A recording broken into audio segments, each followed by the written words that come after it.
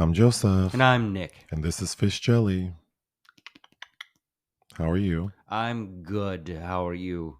Mm, I did not sleep well last night, so I'm a little rough right now. I'm sorry to hear that. It might be the demons. This weekend in Los Angeles is DTLA Proud, Yes. which is the Gay Pride Festival. I'm calling it the Gay Pride Festival, but it's inclusive of all the colors in the rainbow Yes.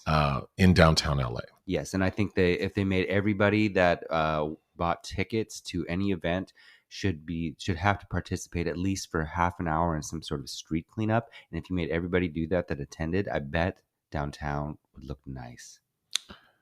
Well, tickets are $20. What if for people who bring one, like they're administered, they're given a trash bag, and anyone who fills it gets a free entrance. Oh yeah. But you don't, like, obviously you don't want to do it right before you enter because you'll probably be sweaty and gross, which some people like. But That's like true. maybe they have an event like the week before or the week after. Like it's like a promissory thing. Like, I promise to come back after the festival's done and clean the mess we made. I don't know. Yeah, but a lot of these gay men that I see at these events don't have the kind of integrity I feel to come back and do that after they've uh, ravaged themselves. So that would be hard. Promissaries, that would be hard. Well, I know the big thing about DTLA Proud is a party called Summer Tramp. Yes. We went once to the festival, and I thought it was actually really cute because it was in a contained space. It was at like Pershing Square, was it? Yeah. Mm-hmm. So, not a very large area, but nicely contained. And the party, which included like a swimming pool and slides, and it looked really cool. The stage where people performing, I thought was their security. Yeah, I thought it was all very well put together. So, of course, the pandemic derailed it for a while. No, that we saw that we did that after the pandemic. We did? Yeah, that was 2021 because it was right at this time of year. It was right before I went to Venice that year. Oh, wow. So my memory, well, I know it started in 2016, I believe, but I didn't realize we had gone 2 years ago. Mm-hmm. Anyway, I think it's a cool thing. Yeah, but did you remember getting drinks? Oh, gosh. Well, so the drink situation, because of course all these homosexuals and their allies were all and the lesbians and the trans people and all the queerdos, so I don't want to isolate people, but all the people in attendance were desperate to get alcohol, and the lines were outrageous, and we got stuck in a line with a super nice lady. Very nice. But cis woman. Yep. Mm-hmm. She was as drunk as the drunkest person in line. She was drinking with the gays. Because she was drinking with everyone. She was so nice. She was trash. When you finally got to her, I mean, she was a delight. Oh, yeah. But her service time, she was not the quickest checker at the grocery store. She was not. No, if I had been in charge at all, she would have been fired. As nice as she was. Ugh. Sorry, I know I sound rough, but anyway, that tried my patience. That lady. Moving on to films released we didn't cover. Oh, yes. Golda, about Golda Meir, played by Helen Mirren. We did not review, directed by Guy Nativ. I saw this in Berlin this past year, and it's not good. So I did not even bother to stress that we should watch it, even though, of course, I'm a fan of Helen Mirren. But despite the fact that there's a Gentile playing a Jew, I don't think it's just not a good movie. I don't think anybody should or would want to claim ownership of this movie. But there you have it. The Hill. This is a football film starring Dennis Quaid, and the packaging of it looks real, like almost a faith-based kind of thing. Directed by Jeff Celentano. So I did not have an interest in watching this. Dennis Quaid did that very sort of religious movie On a Wing and a Prayer, but then he's also in Strays, which is a very like vulgar, explicit adult movie about animals, You know, but you pick and you choose. You pick and you so choose, I that's an guess. interesting Yeah, you do what you need to pay those bills. Bank of Dave. This is directed by Chris Foggin. I don't even know anything about it that except for the poster looks terrible. Even though I do like the lead, Rory Kinnear, who I know you've at least seen. I know you've seen in Kill List, and I think was he the prime minister in that Black Mirror episode that has to have sex with a pig? Oh, that's him. That's him. Okay. But this is not that kind of film at all. But Bank of Dave, I think it's about somebody that starts their own bank or something. It didn't look enthralling to me.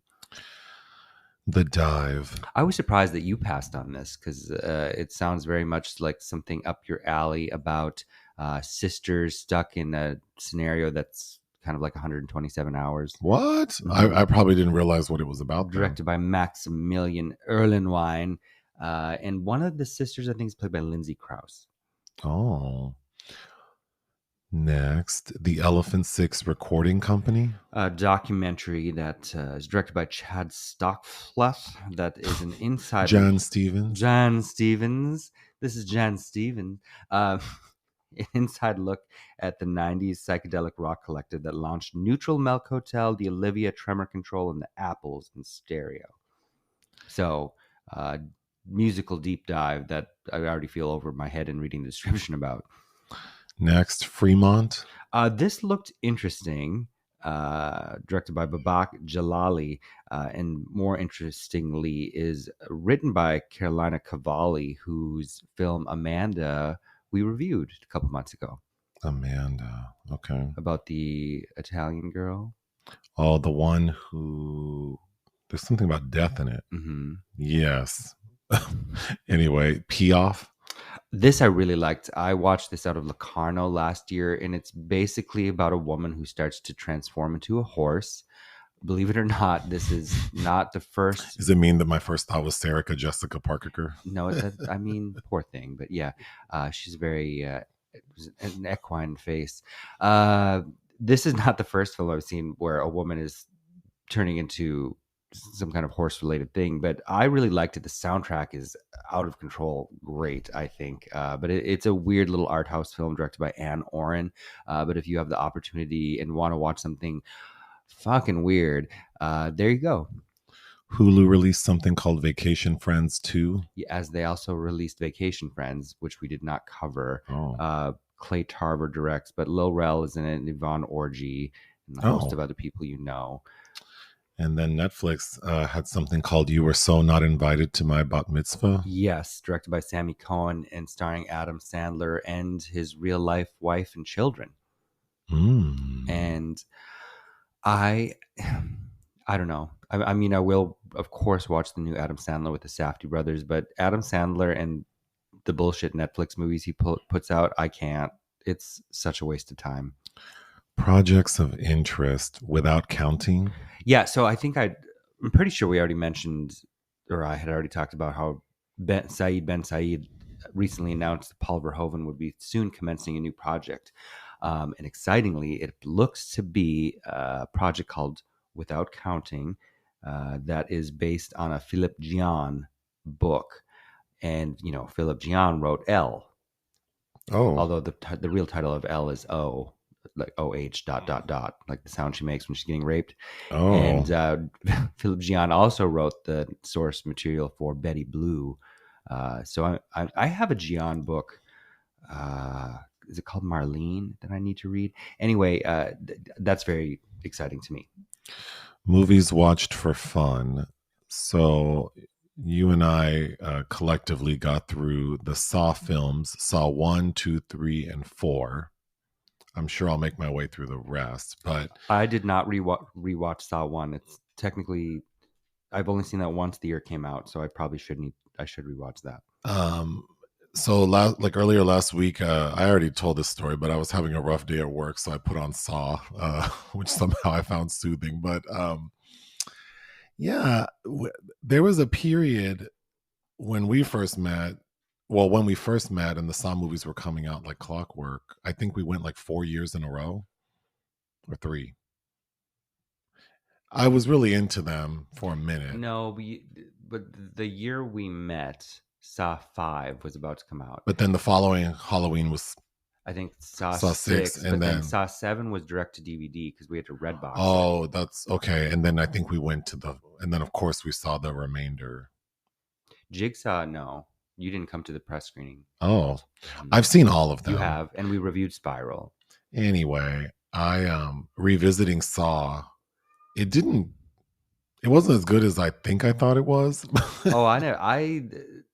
That's why I had never made a point to see Saw 2, 3, and 4 because I didn't like the first one. But they feel like bad TV movies to me. I have been rating them on Letterboxd, and I've given all four 2 out of 5. I don't think they're the worst things that have ever been made, and I think obviously the first one sort of the idea's interesting. I don't know what I like least about it because I think the way it looks is super cheap. I Even though having now, because I started 5 and I need to finish, they all maintain that look, which is like that, that jaundiced looking cheap TV film production and with the editing that is like horrible editing that I hate. I hate it. the performances. I mean, I feel like the only person who I can kind of take seriously is maybe like strangely Donnie Wahlberg seems Which is okay, troubling. That's troubling to me. but Uh, yeah, they're not good. they're no, they're and not good. again, I think I need to rewatch the first one, but 2, 3, and 4 got a 0.5 from me. I thought they're really bad. I watched something called Hell House LLC, Oh my which I god. remember watching maybe like 5 or 6 years ago, Mm-hmm. and it's it's better than you would think. Have you seen that movie? No. It's a documentary about um, some people dying at a haunted house, and it's like mysterious, like no one knows what happened. Um, but yeah, it's a documentary. I actually think the production quality is pretty good, the acting's pretty good, and I think the story feels interesting. Ultimately, anything involving like evil spirits or something is always kind of hard to get me in the end. But Mm-hmm. um yeah, I thought that was pretty good. You watched something called Influencer? So did you. Oh, what's that one? With directed by Curtis David Harder about the young woman that uh, traps women on an island and takes over their social media identity. Oh, I thought that was a good movie. Yeah, I actually thought it was pretty decent. It's beautifully shot, Mm-hmm. and I think the story, there are a lot of holes. You could poke a lot of holes in it, but if you just kind of let it be what it is, I think it's very effective. Yes. It's about a beautiful young woman who has a prominent like birthmark on her face, and she lives, I believe, in Thailand. And she Yes, yeah, it takes place there. Mm-hmm. and we see her target social media influencer, this blonde woman, and her. I mean, I guess you could call her, because her thing is she's not a killer because she doesn't actually kill these people. She puts them on an island off the coast of Thailand that no one goes to and lets them die there. Yeah, basically. So we see that right away she leaves some woman out there and tells her like you're not going to survive more than like 3 days out here because there's no food or water. And then we spend the next like month with this lady, the one who left her there, like back in the big city, trying to cover her tracks, living the life that this woman had because she was living in this beautiful.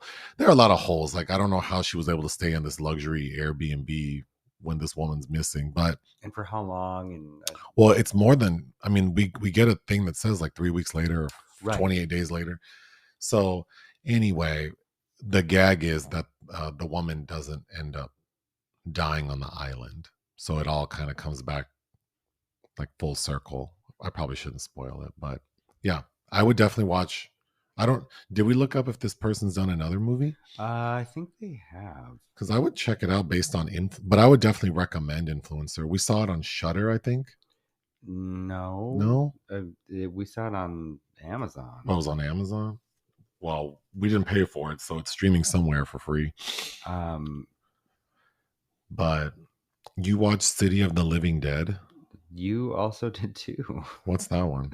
Oh, Curtis David Harder, Canadian. We reviewed his previous film, Spiral, starring uh, Boyer Chapman. Oh, Jeffrey Boyer Chapman. Hmm. Oh, Yes. okay. So, and I think that I thought that was pretty decent too. Uh, What's City of the Living Dead? that is a Lucio Fulci film, and you've seen The Oh, House by the Cemetery. this one wasn't as fun as House by the Cemetery No, because we don't have that little blonde kid. in the bad dubbing, Yeah, or The Beyond, but which we do have is that one handsome guy in it. yes, well, but this is the first technically of Fulci's, you know, The trilogy the of trilogy, the thematic trilogy where people inadvertently open the gates of hell, and like going to IKEA on a Saturday afternoon. yeah, of the three of those films, I think The Beyond is my favorite, which this has some of the same cast as does The House by the Cemetery.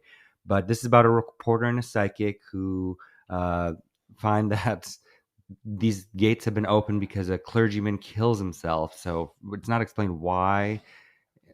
And I know that other priests and holy men have committed suicide throughout time, and I didn't realize that every time one of them does that, you know, Satan gets to bubble up to the earth's crust. But anyway, uh, it's it stars Carlo DiMaggio, who I didn't realize this when we watched House by the Cemetery, is the son of Alita Valley.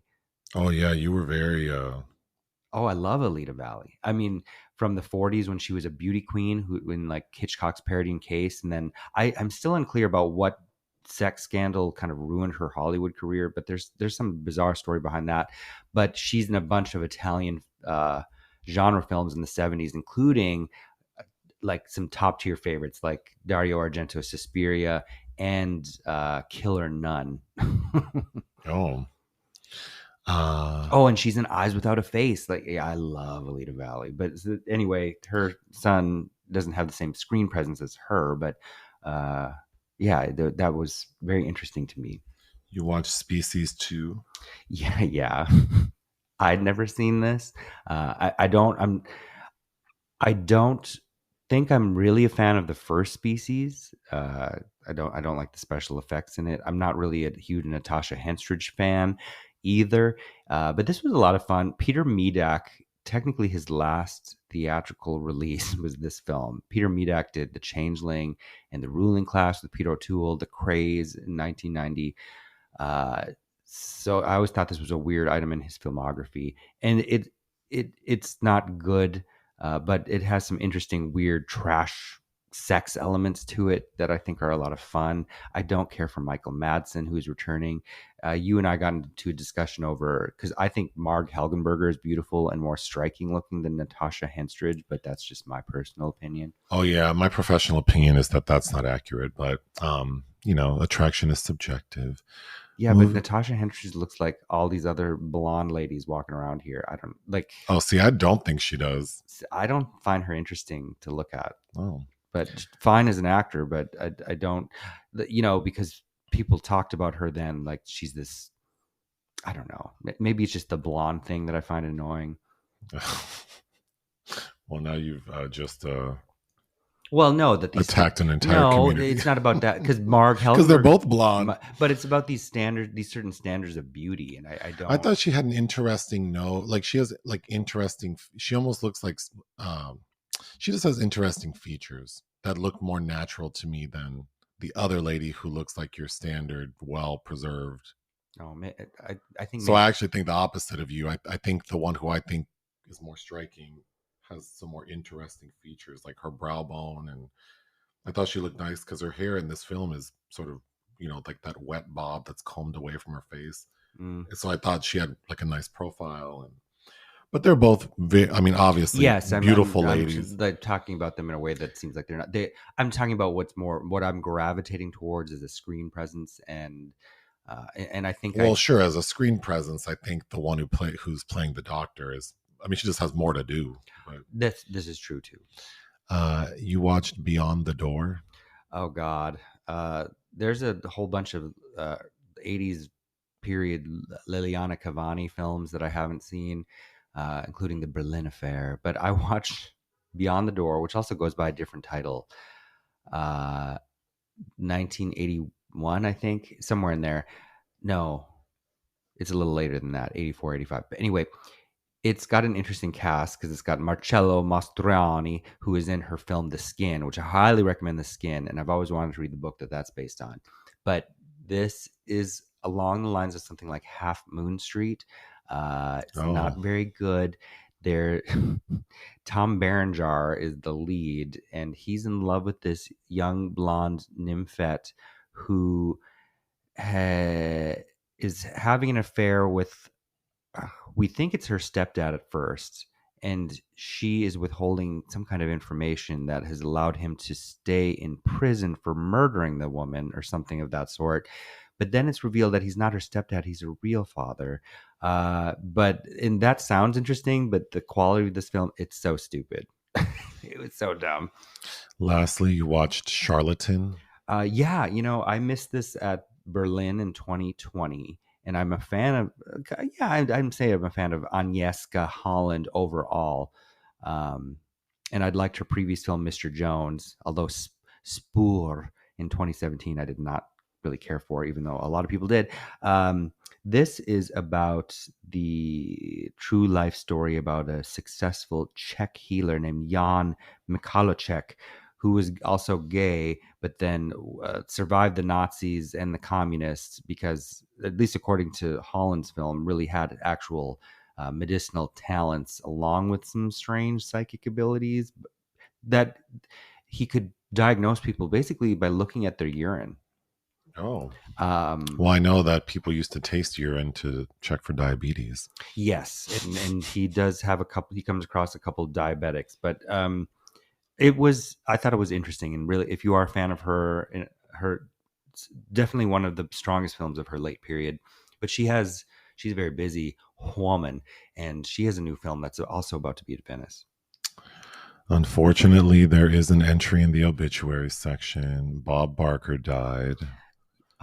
I'm sad that I thought he already was dead.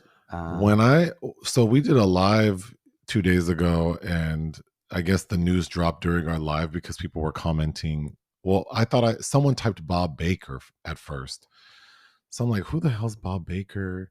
And then I saw Bob Barker, and then I was confused, so I never addressed it in the live. And then as soon as we got off, you told me, "Oh, Bob Barker died." But people know Bob Barker is the host of The Price is Right. Which reminds it gives me bad chills thinking about childhood and daytime television.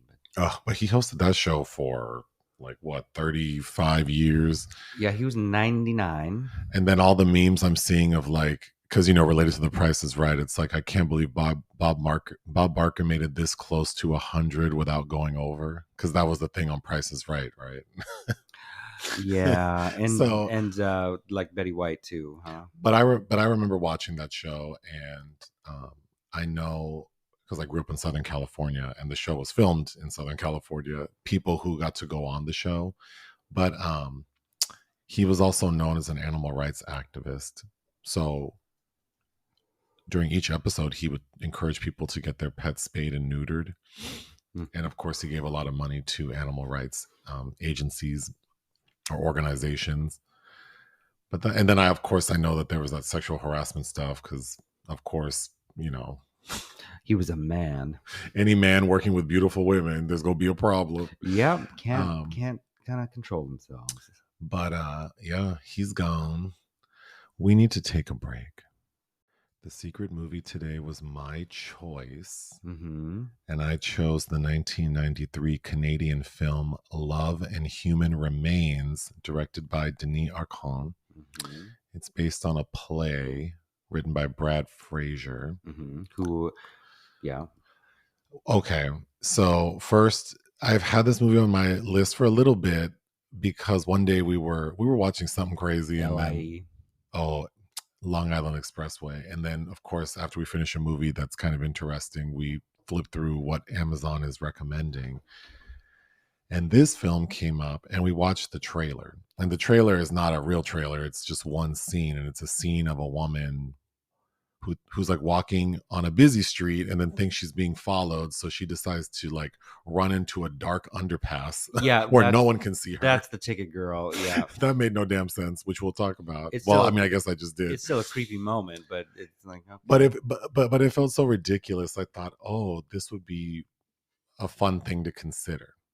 So, gay people, serial killers. and Yeah. then when I was thinking about it yesterday, and then read like gay people serial killer, yeah. So there's a podcast I listened to that we've both done an episode on called Mhm. BGM, Bad Gay Movies, Bitchy Gay Men. And y'all, I've listened to every episode of this podcast, and y'all know my memory's terrible.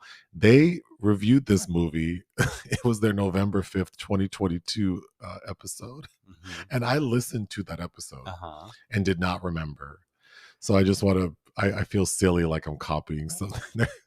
But No, more. I mean, if anything, Denis Arcand should be thankful that oh, there's other people in the world that are interested in talking about his work still. well, there Uh, are a handful of podcasts I listen to, and I try not to copy what they're doing. of course. Um, but but I did not remember. And also, your selection for the secret film this week was a struggle.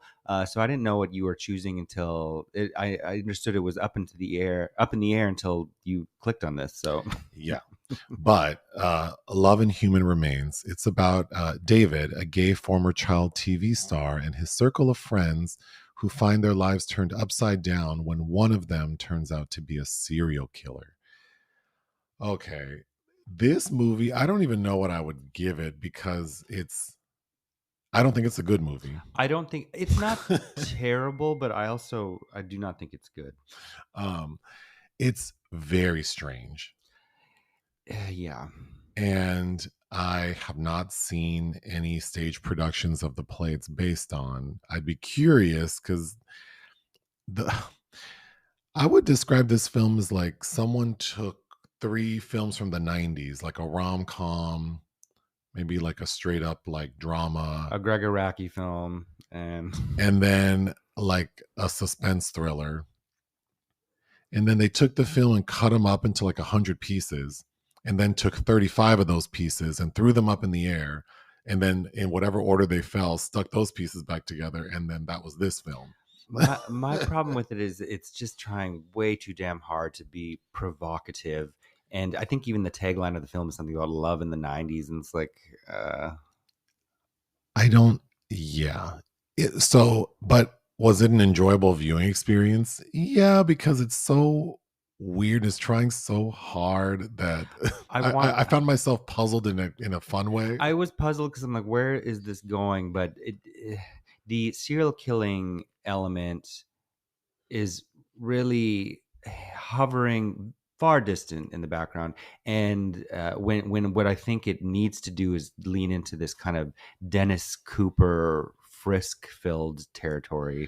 Okay, I think that I have this movie. I have the most notes I've ever had on a podcast film on this Oh, movie. oh, So really? I'm not going to be able to get through them. Oh, okay. But and I guess I should try to tell the story. So it's set in Canada somewhere. I don't know. Well, it's set in I think it's Alberta, but I don't know It's her. So Edmonton. anyway, It's it's set this in group of Edmonton. 30 somethings. Okay. And I guess we focus on a guy named David, played by Thomas Gibson, who we know from Dharma and Greg. Can I tell you, I hated Dharma and Greg. I hated that show. Every time I mention Dharma and Greg, or either of the two leads, Dharma or Greg, you just I have to say that you hated I that show. hated that show so much. I think Thomas Gibson's very handsome, and He that's all I remember from Dharma and Greg. he is, and he's handsome in this, but that hair's a problem.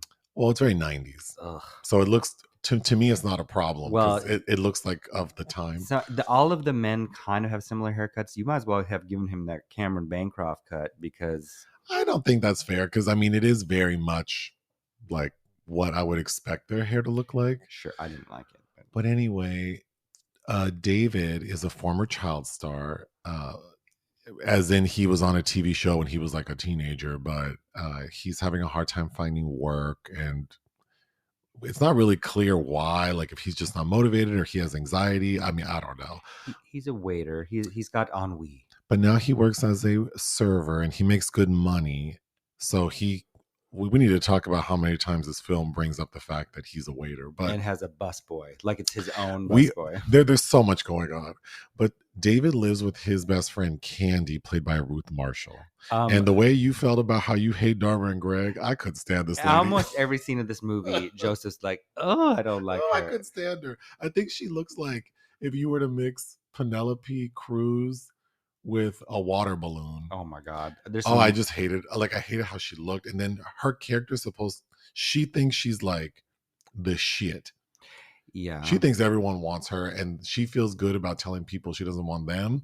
I just, anyway. there's some Winona Ryder in there, but that's part of the script's fault. So I think this is a casting issue. But her relationship with him made me think of like it's a prototype for Queer as Folk. And come to find, this scribe wrote several episodes of the American Canadian series. So David and Candy are roommates. David is clearly a homosexual, but then there's some ambiguity with like the way he's behaving feels very like, I don't know, like he's fluid in his sexuality, maybe. Well, he had a bisexual stage, it seems like, and had a relationship with her. Okay. So David has a best male friend who's straight, and his name is Bernie, played by Cameron Bancroft, who is also very handsome. And we see that their friendship is a little strained because when David moved away from Alberta, I guess, Edmonton, to pursue his acting, and Bernie, his straight friend, felt alone. I just think that their relationship's so confusing. But yeah. okay, so there's that trio. Then Candy is looking for love. And we see her involved with two people, a man and a woman, that she happens to meet around the same time. who she meets around the same time. The woman is this stalker who goes to her gym, who's Yeah. being so over the top. And then the guy is like a bartender she meets at his, like, while he's working. And she's not really feeling either of them, but she's still spending time with them. Okay, there's another character, Bonita, played by Mia Kirshner, A dominatrix. who apparently is very young in this movie. Like the actor was like 18 in this role. Yeah. She's a psychic dominatrix. Well, we need to talk all about that. But yeah, she's a psychic dominatrix and she's very good friends with David. Then there is a boy, a literal boy, a 17-year-old boy who works with David as the busboy, who is in love with David. But has not explored his sexuality clearly. No, but he knows David from the TV show he was on. So he's enamored with his celebrity, I guess, and then obviously finds him attractive. So they have a really uncomfortable dynamic that we can get into. But there's this serial killer. So within the first like 10 minutes, we see that woman who's walking on like a busy street, duck into like a dark underpass to get away from someone following her. And we see that she's killed. And then we don't hear anything about a murder again for like 35 minutes. And then we see there's like a newspaper with a headline. And I have to read what the headline said. It says murder, first in a series, which was so confusing to me. How do they know? How you know that this murder is going to be the first in a series? By J.K. Rowling. Then we see a woman who thinks she's being followed, and it looks like she's about to be attacked, but then the film cuts to a different scene, so we don't know what happened to her. I think we're supposed to assume that. But we can assume. That's the bulk of the murdering we see. And then we learn that he takes an earring. And then we learn that the killer, like a commonality between all the murders is that there's one earring missing. So there's a red herring. A clunky red herring. Yeah. Because the one guy Candy's dating, the bartender, we find out he's also like we think that he's kind of a philanderer, like He's getting God, the answering machines are we probably need to talk about that scene, but we think he's a philanderer, and then we get a message finding out that he's actually married with kids, and then we see that there's this earring, so we think that it's him because he's also violent with Candy at a point, but he's it's got this earring in his carpet that she jams her foot on, and starts bleeding. and she's like, "What's this?" The most alarming thing about that is like, you haven't vacuumed, have you? Yeah, well, carpeted floors already, but anyway, okay, but he's not the serial killer. No. The serial killer is Barney. Who I think it's evident. That's why we get the red herring, because it's so evident that Bernie is fucked in the head. Bernie is David's straight best friend. He's the killer. And what's his reasoning for killing? Because David abandoned him. So he needed something to do while David was off being an actor. That shit made no sense. It made no sense, as does the climax with Mia Kirshner, where David brings him there, where a woman can do us both. But do what? Okay, so there's so much to talk about. So let me just start going through these notes. So Candy like is a writer, but she's like a critic, but a book critic. And when we meet her doing her job at home, she's reading a book called Teach Me How to Love by Linda Carlisle. That made me laugh. And then she's saying like she doesn't even finish most of these books that she reviews because they're all crap. And Dreck, she calls it. She calls them Dreck. So David, I did think David was an interesting. I think this movie feels like it feels very 90s, very angsty. You know, it reminded me of the slightly queer version of something like Bodies Rest in Motion with Bridget Fonda and Eric Stoltz from, I think, the same year. Well, okay, I'm not familiar with that movie, but I think that the interactions these characters are having and the dialogue, like to know that these are supposed to be 30 somethings is so strange to me, because the conversations they're having remind me of conversations I was having like in my sophomore year of college. Yes. And not because I'm so mature and elevated. They just sound really basic and silly. But David, that character kind of makes sense to me because he's just kind of floating about. He keeps saying that he makes good money as a server, so why would he do anything else? He has like a long, busy day at work, and then the minute he gets home, he changes so he can go out queering, which I think is funny because most gay guys I know are like that. Yeah, there's a lot that tracks. I gotta go out. I gotta be seen. So Thomas Gibson, you didn't like his hair. I thought he seemed like Canada's answer to Benedict Cumberbatch. Oh, he has a very interesting profile, look, face, chin. This movie has some interesting like references for 93 because Rhythm is a Dancer is a song that plays at a club that David, Thomas Gibson his character goes to. That song plays for a long time. Yeah, and he has an extended sexual interaction because he ends up having like sex with someone in the club, and that song's still playing. Is this a remix? Yeah, is this the 24-minute Victor Calderone remix? I don't know. The ADR makes for the dialogue seems really stiff to me, and then the ADR makes it seem like it's just everyone seems so stiff, and it doesn't feel natural, like when the people are talking to each other. Yeah. And then I thought Thomas Gibson, because remember I kept saying he reminds me of someone. You know who he reminds me of? The voice work of Bob from Bob's Burger and Archer, the cartoon. Okay. He sounds like that. Okay. Which I like. He has a very nice voice, but yeah, it feels very stiff.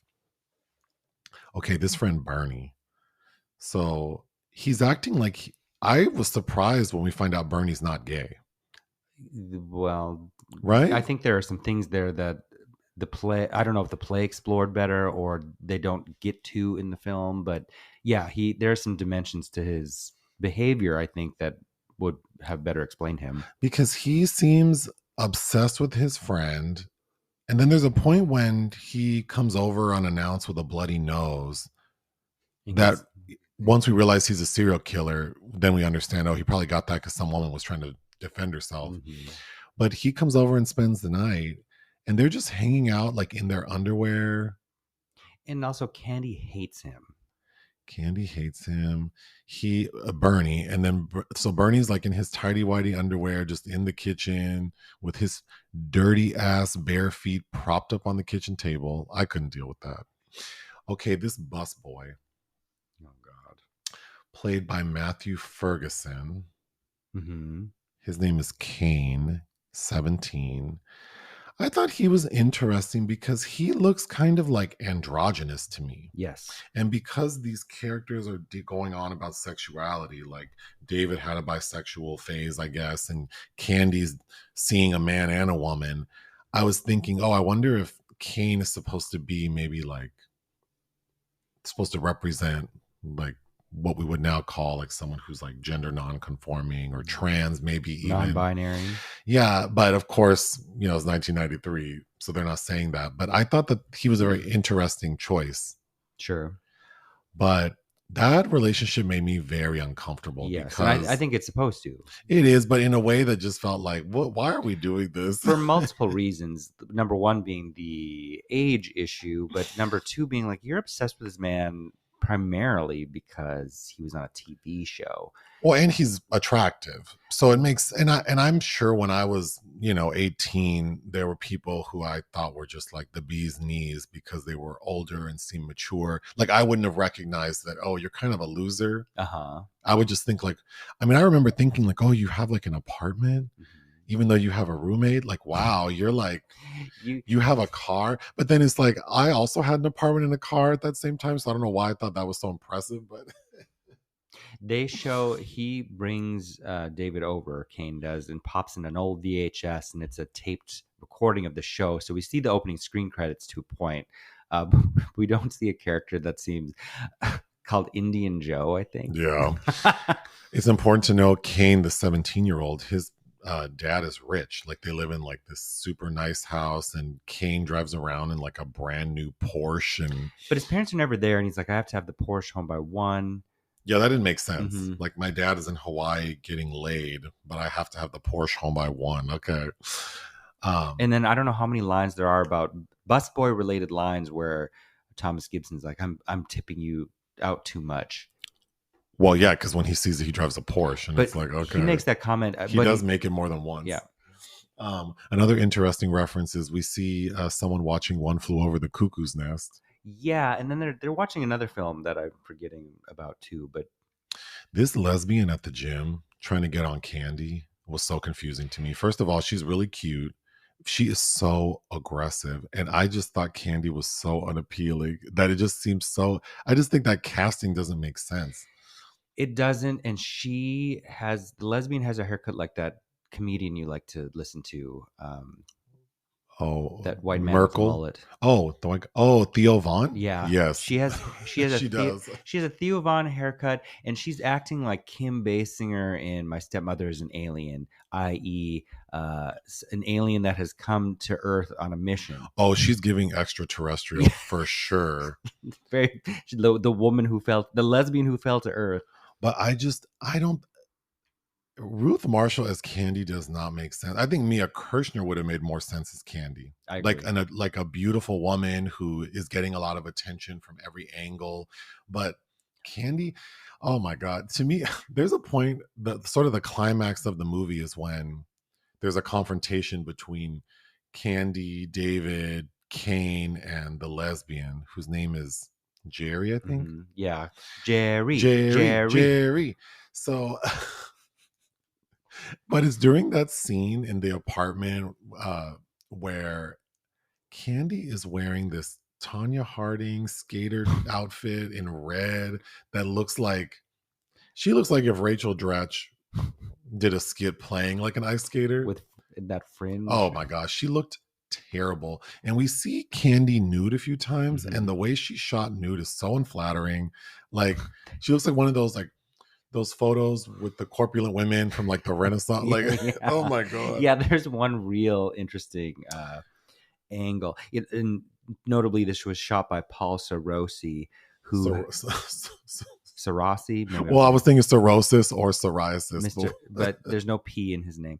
In his last name has shot a lot of Adam McGoyan films, who also I think is a heavily overrated, like Denis Arcand, French Canadian filmmaker, but he shot notably The Sweet Hereafter. I still got a rant about Candy because when she meets that bartender, whose name I'm forgetting, Robert, Robert, is he that him? tells her, "You're a very interesting woman." Really? Where? How? What does she do? Who? Then they have a lovely date, it would seem. So she invites him back to her place. And, No, he's at her. He's at her. She's at his oh, place. she's at his place? Yeah. And and they're having a good time, and she goes, "Do you want to fuck me?" Mm-hmm. And he's like, "Yeah." Well, I mean, no. Well, I mean, yeah, but like, and then she freaks out. That made no sense. She's like, fine, I just want to cut through the bullshit. Never mind. Bye. But I don't understand what she's mad about, the yes or the no. Well, Which one are you mad about? He responded with he did want to, but then he caught himself because it felt like a test based on how she just. Oh, she was so difficult. She was looking for any excuse to get out of there, I'm sure, but apparently junk is slang for heroin. I didn't know that. I feel like that's very of the period. But I didn't know what dope meant, and I still don't because I already forgot. What does dope mean? Isn't that marijuana? I thought it was marijuana, but I thought we learned that that's not marijuana. Oh, I don't know, but I don't do those things, so I don't need to. Okay, I don't need to know the street lingo. The dominatrix. What's her name again? Mia Kirshner, Benita Applebaum. Benita.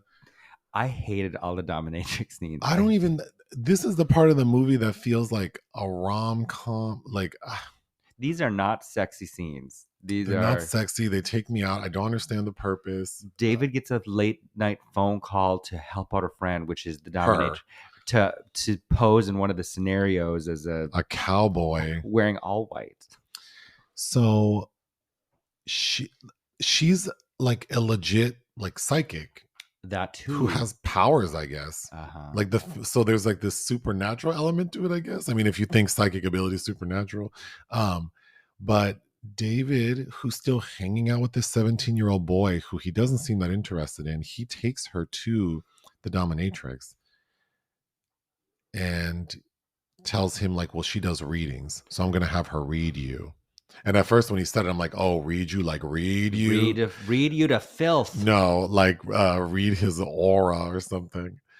But to prepare to do so, they use drugs and they use junk, heroin. Mm-hmm. So this poor boy's high out of his mind. And then the dominatrix gets on him and is reading him and saying like, well, he's in love with you. And he's not 18, like he's been saying, he's 17. Mm-hmm. And he has an erection. Mm-hmm. So I'm going to. So then she goes, well, do you want to take care of that? And David says, no, you do it. And gets up and leaves. And then we see her. It's not like a cow needing to be give this boy. Yeah, I don't understand. Like she gives this boy a hand job and then has a Kleenex filled with semen that she disposes of, but not before she rubs it in David's face. I didn't understand that scene at all. What did I say? The dialogue isn't dialogue in a lot of these moments that the connective tissue between one line to the next is not there all the time. I didn't want to have to take a break, but here we are. Getting back to the lesbian at the gym, they go on a date, and on their first date, she tells Candy she loves her. But she's made it clear that she's obsessed with her. Again, Candy. Mm-hmm. How many times do you think they bring up the fact that David is a server, used to be an actor? Why isn't he acting? Serving's okay. Like it just. Yes. That's a character. Being waitstaff in itself is a character of this movie. Yes. And it's just odd considering that AIDS also rears its head, but why isn't that more of a conversation? Well, we're going to talk about that in a second. But okay, so when David goes to the boy's house, Kane's house, David gets mad because, like you said, Kane starts showing like a VHS tape of one of his episodes. But then David turns around and kind of is like seducing or toying with Kane and then tells him, turn around and pull your pants down. Mm-hmm. But this is after we see him kissing and we see Kane's fingernails, and he has some long, dirty fingernails. There are close-ups on the So fingernails. you know the booty's not clean. So I don't know Right. why he had that poor boy turn around. And then the worst part about it, and the funniest part, is so then we see like a close up of his butt, and then we pan to David, and then David starts to back up, He's and so it's like gross. that video on Instagram of Homer Simpson falling back into the bushes Mm-hmm. because he walks backwards and then he turns his head and looks at him. I mean, it was comedic, It's comedic, but also but mean. I felt bad about the like. If I was that kid, I'd be wondering what's wrong with my butt that you ran away from it. Well, that's what I think is so cruel about David's character is we all know that when we like those experiences we have when we first become, like explore our sexuality really inform a lot of who we become. Yeah. And David should know that. Mm-hmm. So the fact that he's playing with this boy emotionally and then doing something like that, like having him pull his pants down and then just like walking away Mm-hmm. is really cruel. Yeah. Um the scene where we do get two sex scenes, the one with David, well, we get more than two, but the men on men is David. Well, no, David and the guy at the club with top ramen hair, who apparently is an actor who's been in other things, and then Candy with her bartender guy, and they both talk about like, is this safe? So it's early '90s, so HIV and AIDS are in full swing. No one actually says HIV or AIDS, The but virus. they do seem concerned about safe sex. And then the guy with the top ramen hair, who we see in that early scene where Rhythm is a Dancer is playing for 28 minutes. Is that Aiden Devine? Is that Sal? Is it Sal? But we get a moment where he calls David and leaves him a voice message, like on his answering machine. Mm-hmm.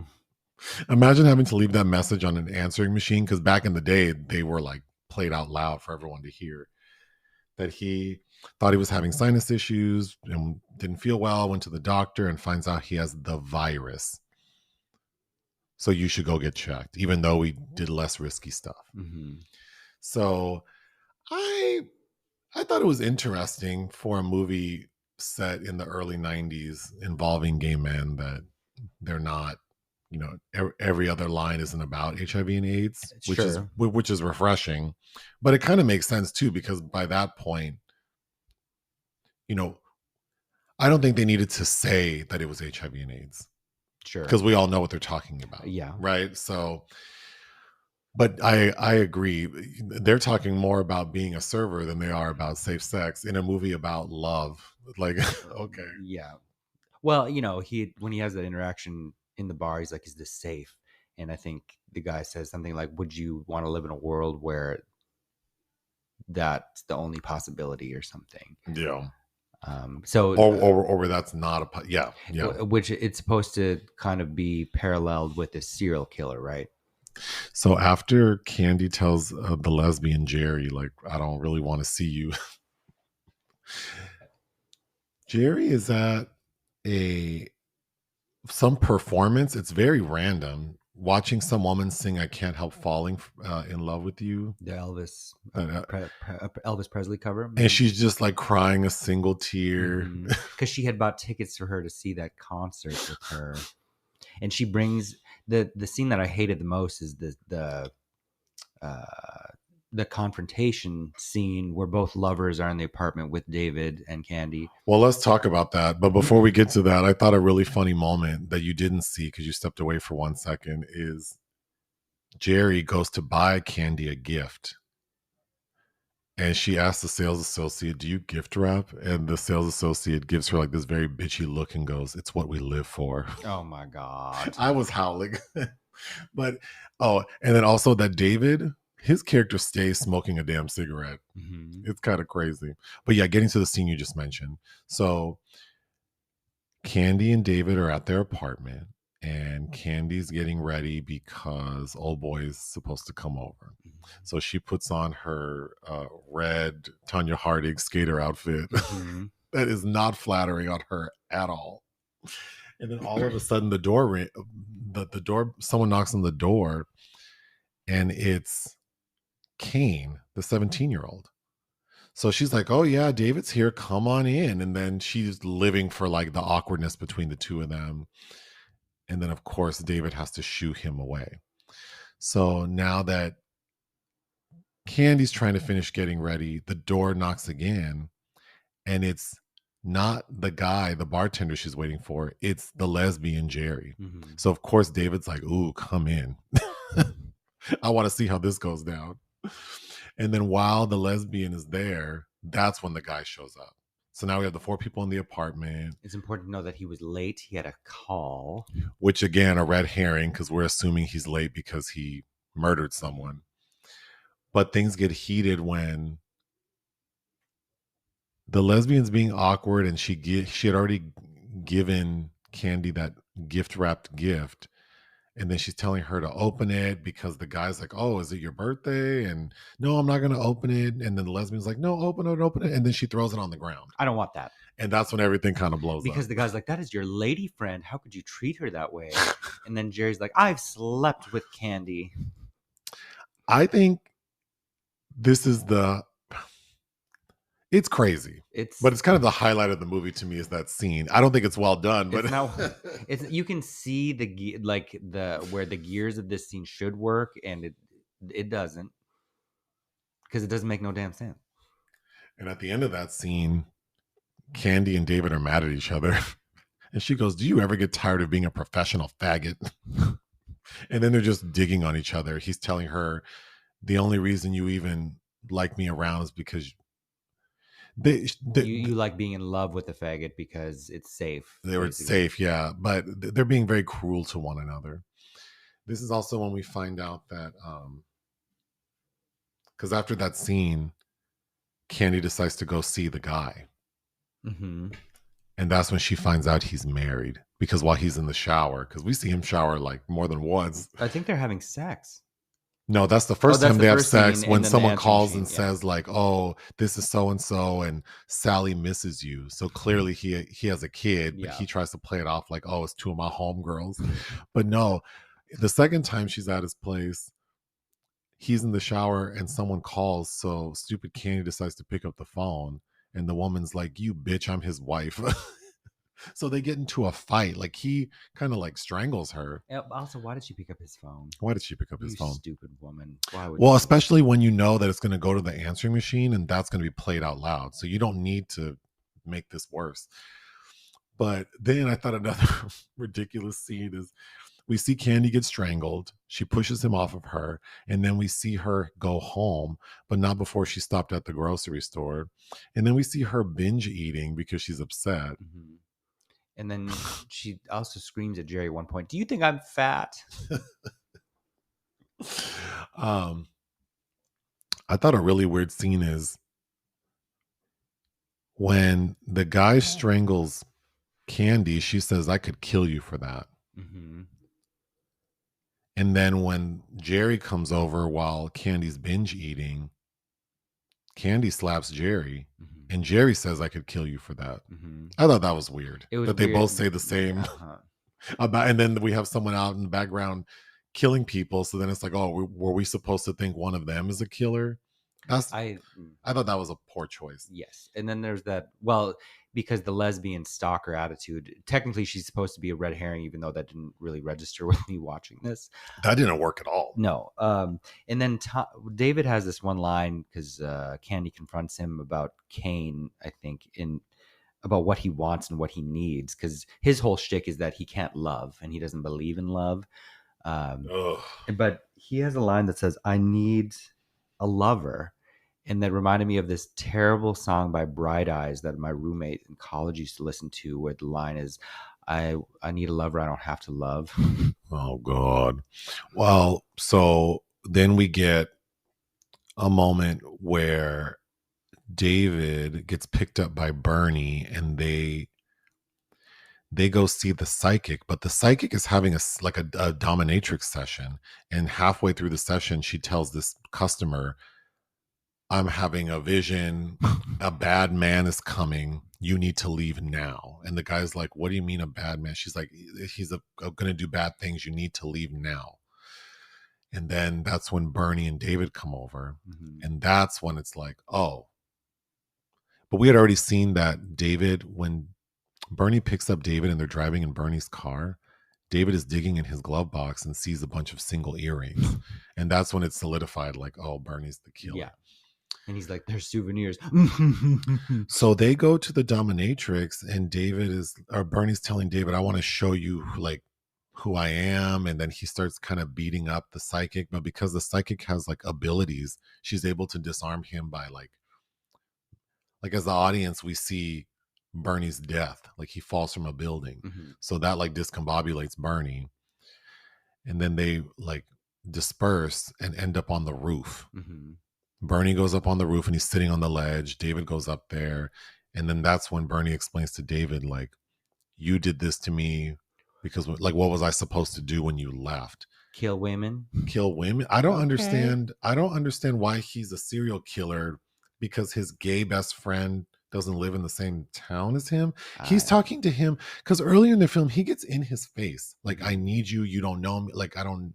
Like, we're not like we used to be. Mm-hmm. And I was 100% sure they were going to kiss. Mm-hmm. So, yeah, I didn't understand that character. It doesn't, at least in the film version, does not make sense to me. So, the end of the film, so then Bernie just says, like, he gives his final goodbye and, like, dives off the roof and kills himself. Mm-hmm. Then we flash forward a few months, maybe, because we see Candy's hair's gotten longer. Yes. And David's auditioning again.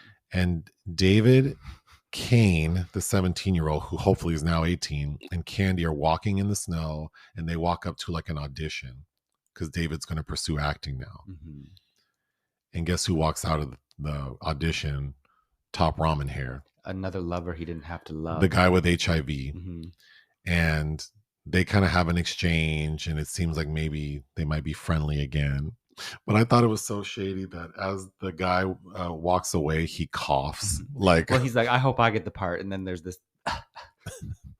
like the AIDS. What's the movie we watch where someone has like full blown AIDS and they only show colored girls? For colored girls, Janet Jackson's character has.